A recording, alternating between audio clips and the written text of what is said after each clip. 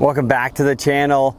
Excited to share a really important video. It seems to be a really popular topic, obviously, this day when it comes to how the club is moving in transition. Is it shallowing? So going from a vertical position to a little bit more of a laid down position, also moving a little bit more behind you in that versus out in front of you in a steeper position. Remember, when we're talking about shallow, we're talking about attack angle, okay? So how down are you hitting on the ball? Where the club is in space is going to factor into how down you're hitting onto the ball, right? So shallow, so if I put the club way over here, obviously I'm going to be swinging, I'd be swinging more around my body, a very shallow position. If I'm this way, that would be a more steep position, hitting the ground very hard. Seems to be a very common thing we see with players, and even really good players up to the pro level, trying to get the club at a better position in transition. So I'm going to look at showing you a couple of the main reasons I see people struggle with that movement, and some really easy drills to help you improve on that. I think that's going to be really important for you to take tangible things to actually try to work on when you're on the range and trying to get better. Excited to announce I'm going to be doing single day camps here at Orange County National starting in September. The first date is September 15th. I'm only opening, it's going to be 4 spots. It's going to be myself, 4 students, really looking to help you guys take your game to the next level. If you're not able to get down to Orange County National, been doing a ton online. Info on that is in the description below, so you can check that out. So going into improving shallowing the club in transition, again, that hot topic that people are really interested in. So I'm going to show you sort of in the last probably week and a half 3 different tendencies I've seen with players that have caused a tough time for them to get that club in a shallow position in transition. So the first one was getting up to the top, and as this player was going back, so they tended to have their upper body start to lean forward, right? Sort of that reverse pivot kind of position.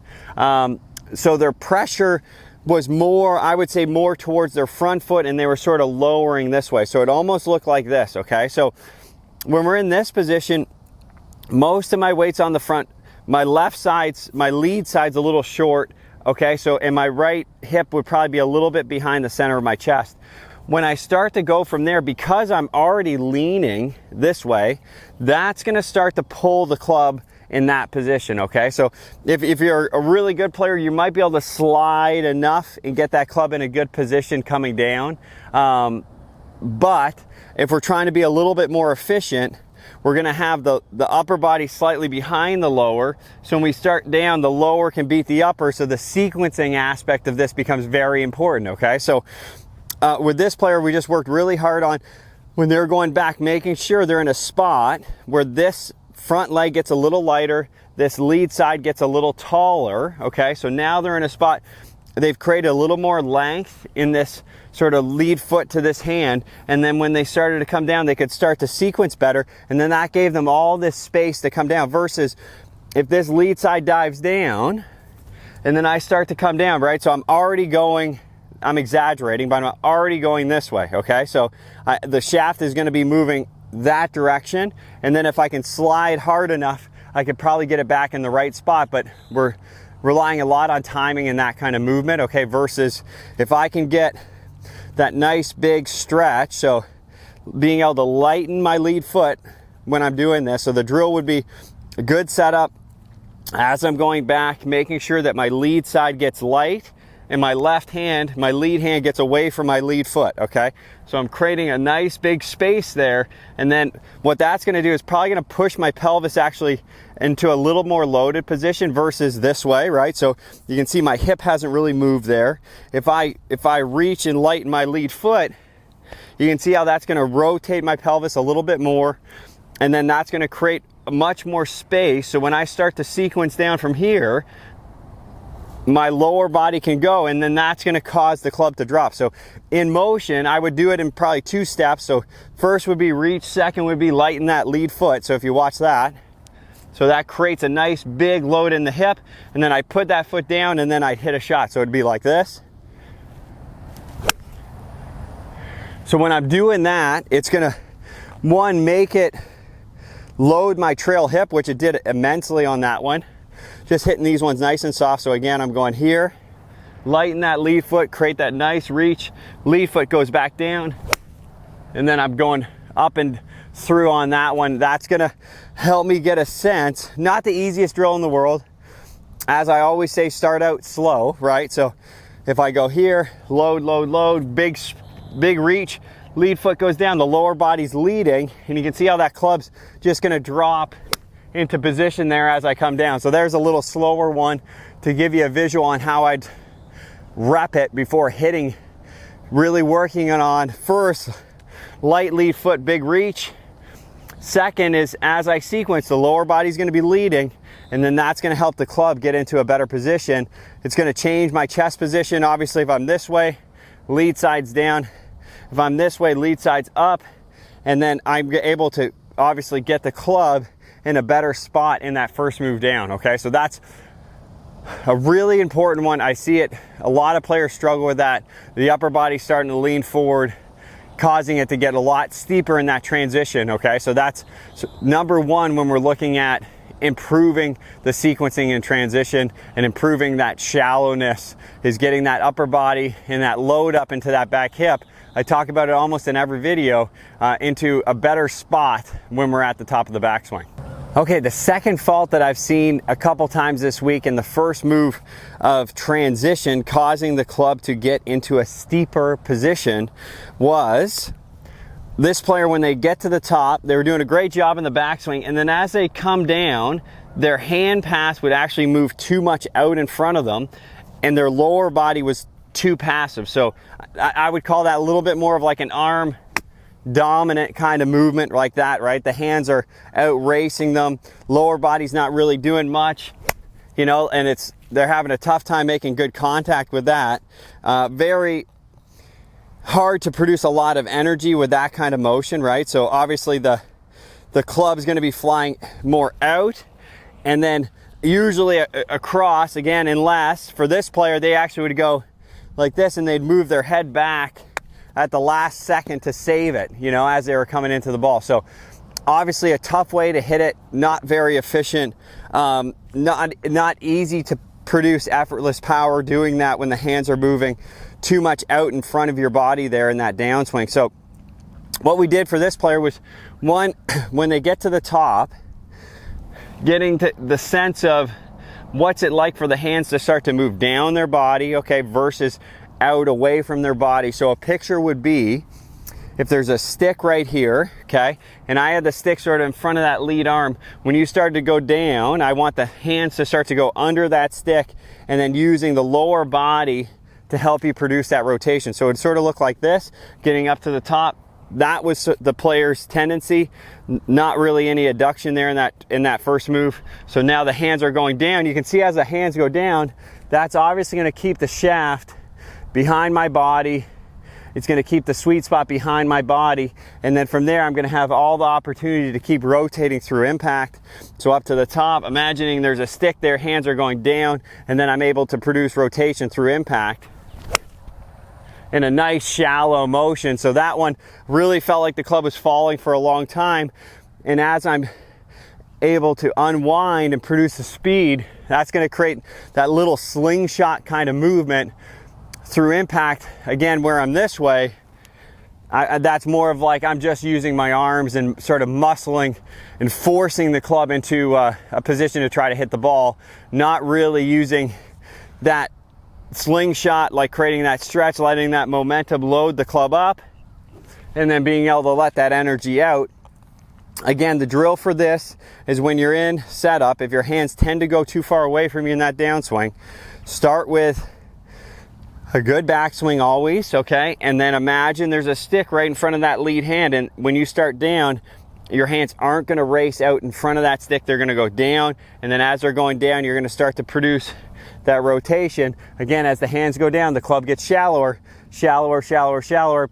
That would obviously be a very shallow position, right? So I'm sweeping much earlier than this way. I'd be sweeping up here, okay? So I think that's a good, really big, extreme example. This way I'd be sweeping here, obviously pre-impact a lot shallower when we're talking about where that club's coming from. Is it a steep attack angle or a shallow attack angle? Well, from here, I'd be definitely hitting up on the ball.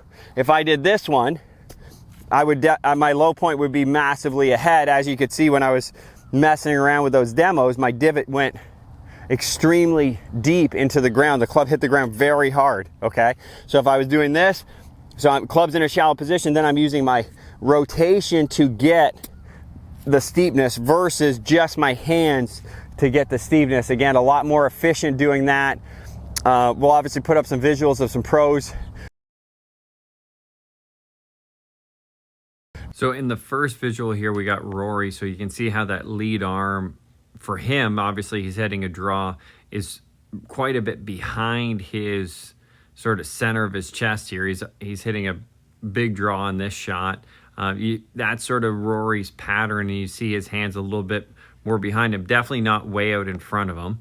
If we look Max Homa here, he would be pretty neutral, right? So you're looking at that lead arm going straight down and then basically matching the target there halfway down, with the club still being in a shallow wing position there in that first move. And if we go here to Dustin, cool visual from above. If you look at that lead arm on the way down, so the first look at the shaft, you can see the shaft change positions. So it's shallowing, and then you look at that lead hand, lead arm, again matching the target line, sort of going straight down, not out in front of his head in that transition move. So that's another great way to do it.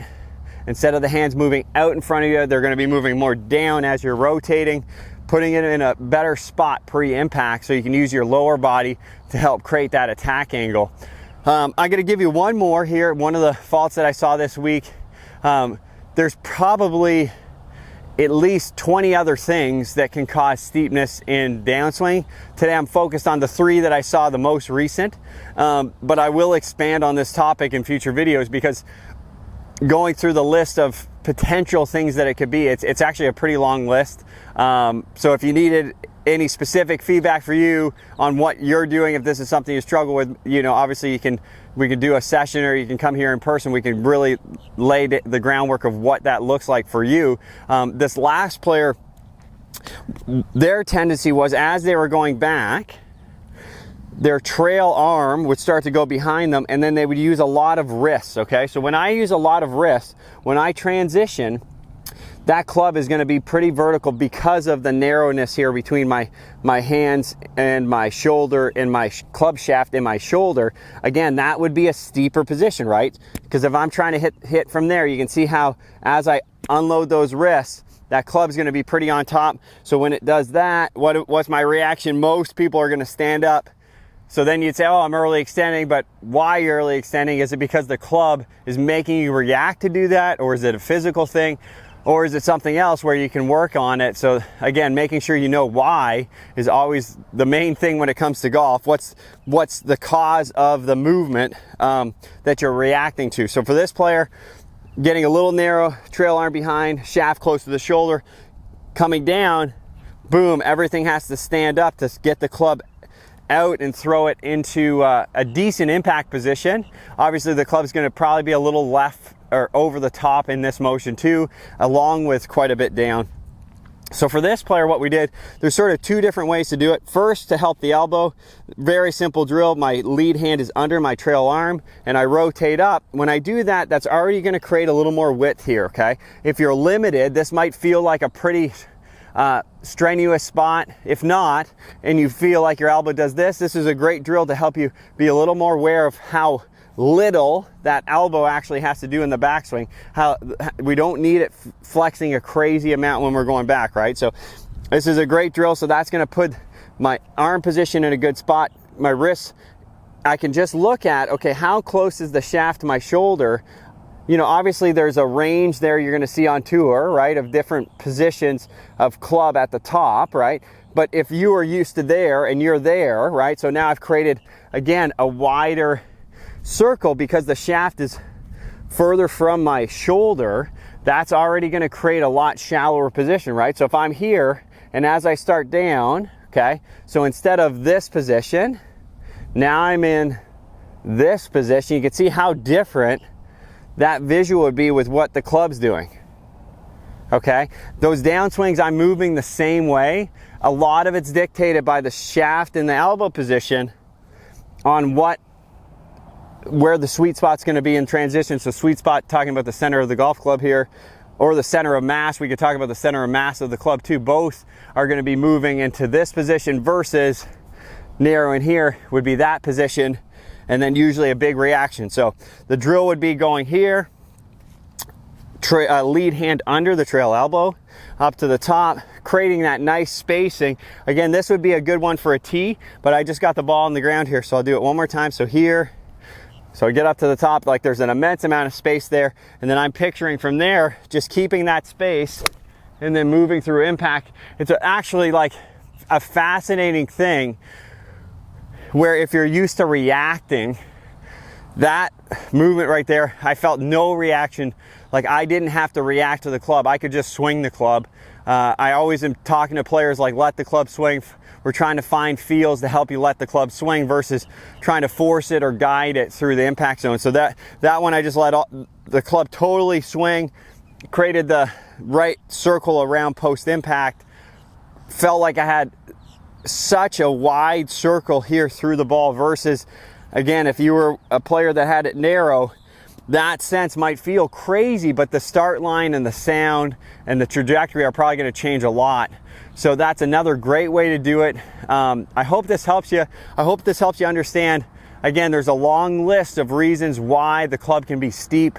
I wanted to go through the most, I would say, relevant to me, because I worked with players over the last couple weeks on these specific moves.